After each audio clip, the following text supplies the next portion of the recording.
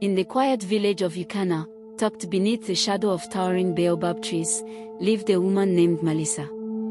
Her reputation as a cook was unmatched, her dishes bursting with the kind of flavor that made people sit up and take notice.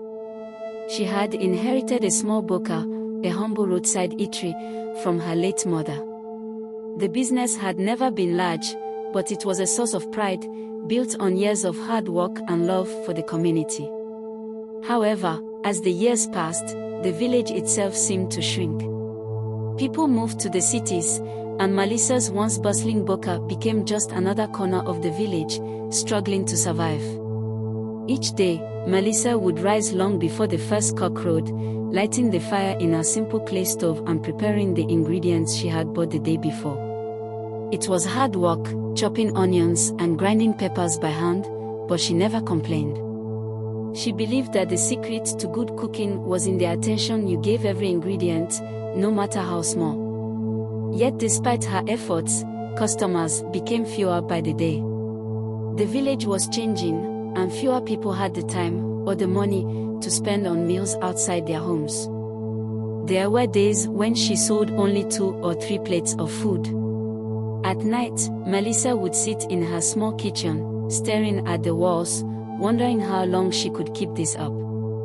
The money she made was barely enough to restock ingredients, let alone pay for repairs to the stove or the leaking roof. She had no one to turn to, her mother was gone, and her father had left them when she was just a child. But still, she persevered, because the boka wasn't just a business, it was her mother's legacy. One evening, after a particularly slow day, Melisa sat outside her little boka, gazing at the horizon as the sun dipped low in the sky. The air was thick with the smell of earth after the rain, and the sound of crickets filled the air. As she sat there, she remembered something her mother used to say, "You may have little, but what you make of it is what counts." Her mother had started this business with nothing but a few cooking pots and a love for feeding people. Melisa knew that if she was to survive, she would have to change something. But what? That night, as the village slept, Melisa stayed up late into the night, thinking. She couldn't afford new equipment, and she couldn't move her business to a bigger space. But what she could change was the food itself. She decided to experiment with new dishes, blending traditional village recipes with spices and herbs she had never used before. The next morning, she woke with a sense of purpose. She took a portion of her savings and traveled to the nearest market, where she bought fresh spices, herbs, and new ingredients that were rarely used in her village. When she returned, she set to work creating a menu unlike anything the village had seen before. She made pepper soup spiced with aromatic cloves, added a twist to the classic jollof rice by infusing it with fresh basil and coconut milk, and even experimented with yam and plantain dishes that combined flavors from neighboring regions.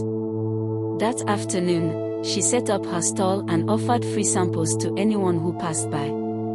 The villagers, at first skeptical, were soon captivated by the rich aromas wafting from her pots. One by one, they came to taste her food, and word spread like wildfire. Within days, her small boka was alive with activity.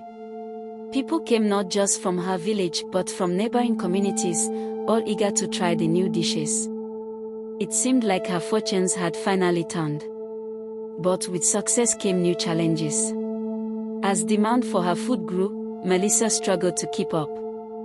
Her small stove couldn't handle the volume, and she found herself working long into the night, her hands raw from cooking and cleaning. The money she made was more than before, but it was still not enough to cover the increasing cost of ingredients and repairs.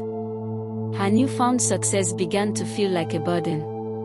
Then one day, something unexpected happened. A wealthy businessman from the city, traveling through the village, stopped by a boka. He had heard of her cooking from others and was eager to taste it himself. After trying a plate of her spicy jollof rice, he leaned back in his chair, satisfied. "This is the best food I've ever had," he said, wiping his mouth. "Why are you still here in this small village? You should be in the city, running a grand restaurant where people will pay handsomely for food like this. Melisa smiled politely but shook her head. I'm just a village woman. This is where I belong. The businessman wasn't convinced. He could see the fire in Melisa's eyes, the same fire that had brought him success in his own ventures. I'm serious, he said. I'll loan you the money to start a restaurant in the city. It's a risk, but if you're willing to work hard, I believe you'll succeed. Melisa was stunned. A restaurant in the city. It seemed impossible. But as the man talked, painting a picture of bustling city streets filled with potential customers, something in her stirred. Could she really take this leap? The offer was tempting, but it came with a catch: she had to repay the loan within 2 years. After several sleepless nights, Melisa made up her mind. She would do it. She had nothing to lose, and she knew that if she stayed in the village, her business might never grow. So, with a heavy heart, she closed her boka, packed her pots and pans, and moved to the city. The city was overwhelming at first. The streets were crowded, the pace fast, and the competition fierce. Setting up a restaurant was no small feat, and Melisa found herself facing challenges she had never anticipated. Finding the right location was hard, and when she finally did, the rent was higher than she had expected. She poured all her savings into making the restaurant presentable, but by the time she opened, she had barely any money left for ingredients. In the first few weeks, business was slow. City folk were not easily impressed, and many passed by her restaurant without a second glance. Melisa started to doubt herself. The debt loomed over her, and there were days when she could barely afford to keep the doors open. But she remembered her mother's words: it's not about what you have, but what you make of it. She decided to offer something the city lacked: a connection to the village. She invited people in with warm smiles, treating each customer like family. She offered free meals to the less fortunate and made sure that every dish she served was made with the same love and care she had put into her cooking back home. Slowly, her reputation grew. People started to notice her food, praising its authenticity and flavor. Her restaurant became a place not just to eat, but to experience something different, something real. Within a year, Melisa's restaurant was thriving. Customers filled the tables every night, and her once small business had become one of the most popular spots in the city. She repaid the loan with time to spare, and the businessman who had believed in her couldn't have been prouder.